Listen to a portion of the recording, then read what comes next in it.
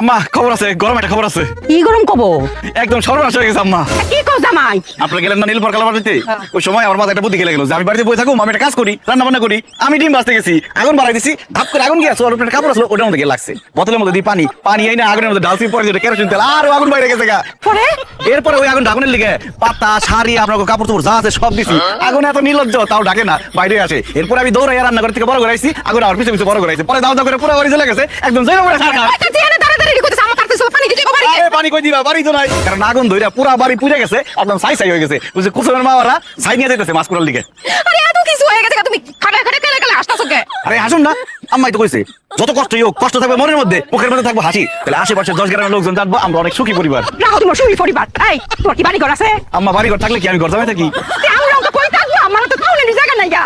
আমি তো আম্মা দেখতেছি যে আপনি ভিক্ষা করা লাগবো, আমরা তো জন্ম সামগ্রী ভিক্ষা দিব না, আপনার দিব, আপনি সামনে থাকবেন, আমরা পিছন পিছন থাকবো, টাকা কোনো কি করতাম? আরে আমি কই থাকবাম, কই গাইম, আমি তো কিচ্ছু আমার মাথাতে থাকে না। কই থাকুম আমি ঠিক করে ফেলছি। কোন জেলখানায় থাকুম। কেমবা? এই ব্যাক কলের বাচ্চারে আজকে খুন কইরা জেলখানায় যাবো। কি কই সব? খারাপ তুই যাবি না। এই কি টাকা